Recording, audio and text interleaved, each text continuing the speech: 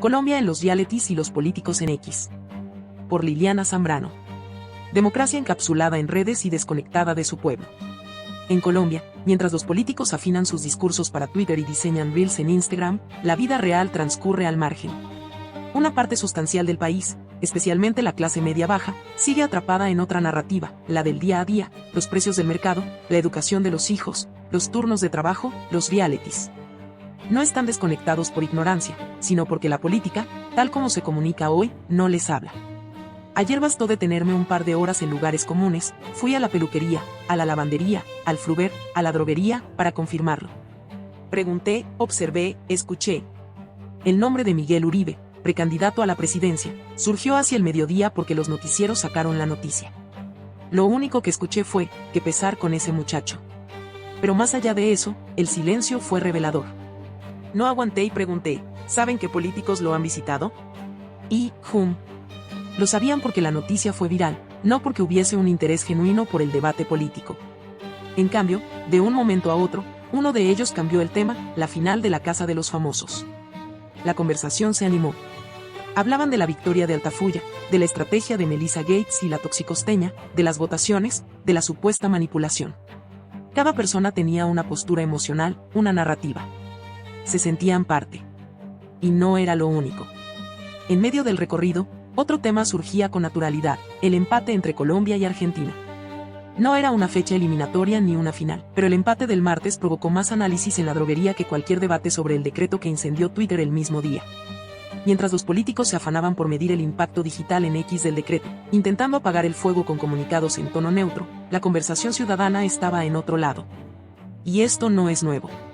De reinas y partidos a realities y trinos. Debemos entonces recordar que, en tiempos de antaño, la política popular tenía dos anclas emocionales, las reinas de belleza y los partidos tradicionales. Los colombianos podían no saber cuántos senadores había, pero sabían quién era la señorita Valle o qué color representaba su familia en la contienda electoral. Había identificación emocional, símbolos compartidos. Hoy, la corona se disputa en la Casa de los Famosos, y los partidos están encapsulados en X. Solo basta ver las métricas en TikTok y X, los más de 400 millones de visualizaciones de Altafulla, el en vivo en el que le hizo el desplante a Karina, para entender que la política, tal como va, jamás va a alcanzar esos números. Lo curioso es que el patrón se repite. Antes, los municipios se paralizaban en noviembre para ver el reinado, hoy, los barrios discuten las estrategias de sus famosos favoritos.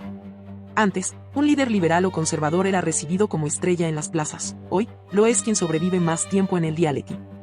La narrativa emocional cambió de lugar, pero sigue viva. La política simplemente la abandonó. Lo único cierto es que los realities son espejos de la democracia emocional. Lo que no logran los políticos, lo consiguen los realities, conexión emocional. Las personas se ven reflejadas en los conflictos, en las luchas internas, en las alianzas rotas. Y no es menor. Lo que hace 2 décadas eran prototipos aspiracionales, modelos perfectos, cuerpos ideales, hoy son personajes de estratos clase media, con historias de superación, con cuerpos reales. Personas con las que el pueblo se identifica. La representación emocional está allí, no en los discursos de plaza ni en los hilos de X. Y ese es el punto que muchos estrategas políticos no han entendido. No es solo que el reality gane en rating. Es que opera como catalizador emocional, como válvula de escape, como plataforma de representación. En un país con tantas frustraciones acumuladas, quien sabe llorar frente a una cámara conecta más que quien sabe citar la Constitución. Los estrategas creen que están leyendo el país. Se sientan frente a dashboards, analizan métricas, celebran tendencias y creen que van ganando porque su candidato tiene más engagement que el rival. Pero no han salido a caminar. No han sentido el piso después del temblor. Porque mientras se viraliza aún los políticos pidiendo bajarle al tono, el terremoto dejó escuelas en ruinas, y nadie en política habló de eso. El olvido es peligroso. En mi columna del jueves advertí, los atentados en Cali pasaron casi desapercibidos. El dolor de las familias, los militares y policías, el drama de los colombianos en el exterior, que afecta directamente las remesas, el sustento de miles de hogares en Pereira, Manizales, Armenia. No es eje de ninguna campaña. Nadie está leyendo los movimientos profundos del país real. Todos están mirando la espuma. Y, sin embargo, allí hay una oportunidad. Una que nadie está viendo. Como experta debo decirlo, el canal emocional del pueblo colombiano no está apagado. Está encendido, solo que no está sintonizado con la política. Está en el reality. Está en la señora que se emociona cuando Gina dice gracias Colombia, aunque no la soporte. Está en el joven que vota 50 veces por Altafulla porque ve en él a su hermano. Está en el taxista que opina con rabia sobre el voto manipulado. Eso es participación emocional. Y nadie en campaña lo está canalizando. Invito a los estrategas políticos a sentarse frente al televisor. No para despreciar el reality, sino para entenderlo. ¿Por qué un personaje como Alerta logra más amor y odio que un ministro? ¿Por qué hay más análisis de las alianzas entre concursantes que de las coaliciones presidenciales? Porque el reality tiene lo que la política ha perdido: humanidad, emoción, narrativa clara, sentido de comunidad. La gente estaba más pendiente de la reacción de Gina cuando le contaron que la EPA Colombia está en la cárcel. Algunos dirán que esto es banalizar la política. Al contrario, es entender la psicología del votante. ¿Acaso no fue eso lo que hizo exitoso a protagonistas de novela hace 20 años? Mostrar que cualquiera podía ser protagonista, sin importar el estrato, el acento o el cuerpo. Hoy, esa idea ha mutado. No se trata de verse perfecto, sino de parecer real. En ese nuevo canon, el político que estudia en Harvard pero habla como consultor no conecta. El que llora, duda y se equivoca en público, sí. En las nuevas reglas del juego político, la autenticidad emocional vale más que la formación técnica. Es incómodo, pero es real.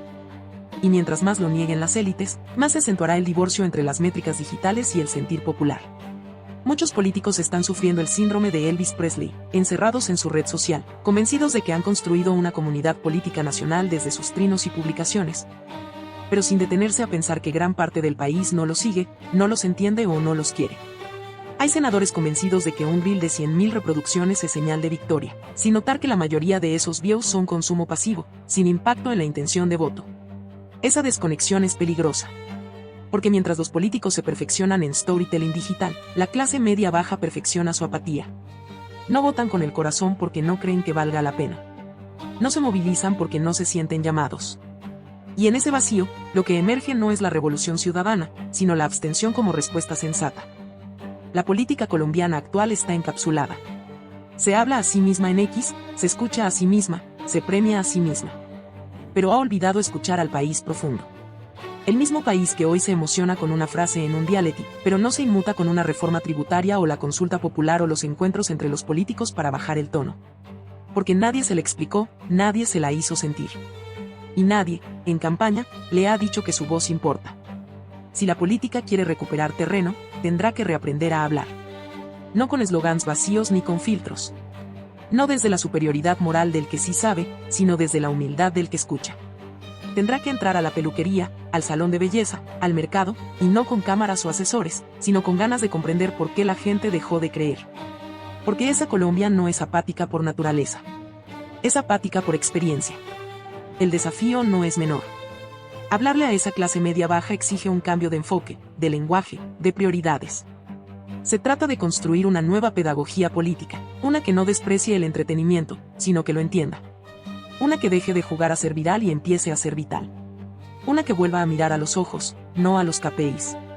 Porque mientras la política siga creyendo que la democracia vive en X, seguirá perdiendo el país que vive en la peluquería, en el mercado, en el celular prestado, viendo cómo gana a alguien más.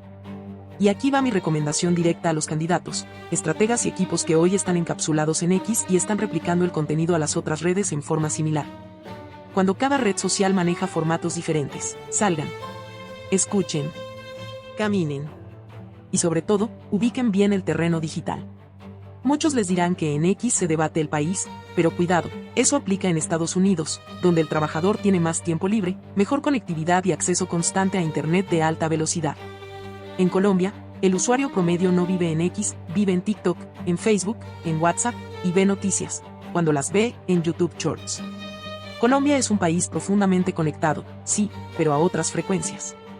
La tarea ya no es simplemente viralizar, sino traducir. Traducir lo político al lenguaje emocional del pueblo. Llevar el mensaje a los espacios donde sí están, donde comparten videos de humor, donde siguen a Gina, donde votan en realities y donde, sin saberlo, también podrían decidir una elección. El reto no es desconectarse de las redes. Es todo lo contrario, es conectar donde sí está la gente. Y dejar de hablar entre pares digitales para empezar a hablar con los millones que están allí, solo que esperando que alguien, por fin, los entienda. porque mientras ustedes miden sus likes en X, otros ya ganaron el corazón del pueblo con una historia contada en 30 segundos, y subtitulada, para que se vea sin sonido. Y lo único cierto, si algo queda claro, es que así como van las cosas, tendremos una votación igual o peor que la anterior, marcada por la abstención, la desconexión y la desesperanza. Hoy tenemos más candidatos que lo que el algoritmo puede soportar, pero solo 3 o 4 logran, al menos, un alcance emocional real. El resto está encapsulado, repitiéndose entre sí, celebrando microtrends que no se traducen en calle, en voto, ni en memoria colectiva. Este recorrido casual por una peluquería, la lavandería y el Fruver no es una anécdota menor. Es un termómetro. Una alerta. Nos grita, en voz baja, que la política institucional ha perdido su raíz popular. Que ya no representa, no emociona, no transforma. Que se ha vuelto parte de un espectáculo más, sin alma, sin impacto. Es momento de preguntarse, ¿estamos dispuestos a seguir diseñando estrategias para públicos que no existen, ignorando a quienes más necesitan ser escuchados? ¿Seguiremos confundiendo alcance con conciencia, visualización con convicción y viralidad con victoria?